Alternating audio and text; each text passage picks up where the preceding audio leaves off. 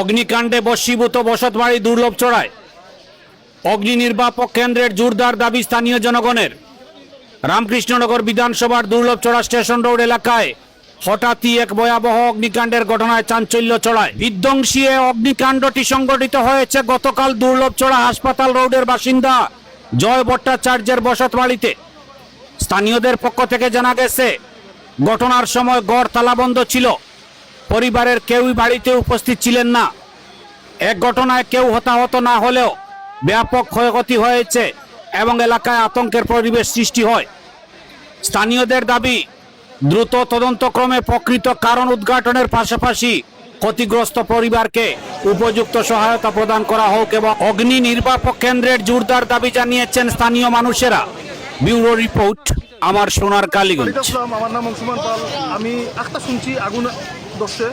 আমি তখন বাড়িতে গিয়া বারোইছি, রাস্তার মধ্যে আইসি, দেখা যায় লাল ওই আগুন জলের ধোয়া উঠের, আগুনের ফুলকি উঠের।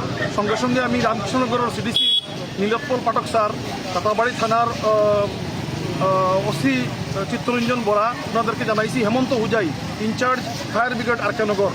তারপরে ফায়ার ব্রিগেড অ্যাকর্ডিংলি রওনা দিছে। এরপরে ফায়ার ব্রিগেডে হেমন্ত হুজাই আবার আমার ফোন করে কইছেন ফায়ার ব্রিগেড অলরেডি বিদ্যানগর গছ করে দিছে। তো এটাই সেই ঘটনা। আচ্ছা, বাড়িটা কার আছে? বাড়িটা জয় ভট্টাচার্য করিয়া একটা ছেলে। এখন তারা বাড়ির মধ্যে কেউ নাই শুনছি আমরা, সব শিক্ষার কাছে ডাক্তার দেখালি ডাক্তার লাগিয়ে যাই না, বা গড়টা তালা মারা আছে। এর মধ্যে কারেন্ট লাগছে, হয়তো কিটার লাগি লাগছে না লাগছে, এটা তদন্ত করিয়া দেখার ব্যাপার। সংশ্লিষ্ট অধিকারীকে যদি এটা তদন্ত করে তা দেখা যাইব, বোঝা যাইব কিটার লাগি আগুন লাগছে, কিন্তু বাড়িতে কেউ ছিল না। এখন ফায়ার সার্ভিসটা কোন থেকে করছি কি? রামকৃষ্ণনগর রাতাবাড়িটা আছে না?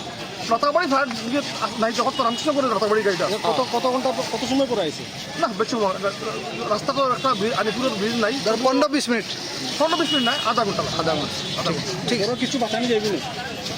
এটা খুঁজতাম পারতাম না, আমরা তো ঘর যেহেতু তালা মারা, ঘরের ভিতরে ঢুকছে না। এখন পুলিশ আইয়া ফায়ার ব্রিগেড আইয়া ঘর করছে, ঘরের মধ্যে কিছু বাঁচবো করি বুঝিয়েন না। আমরা তো আইয়া দেখলাম 70% পুরা অবস্থা খারাপ।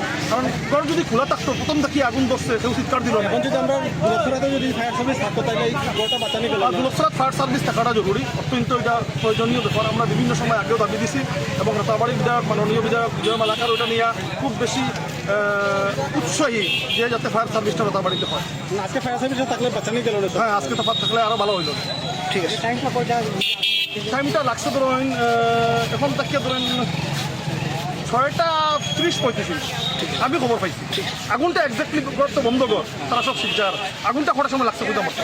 প্রথম তো আগুন মেসি বইয়া বাইরেই আইছে না, আস্তে আস্তে আগুনটা টানা বাড়ছে। ঠিক আছে।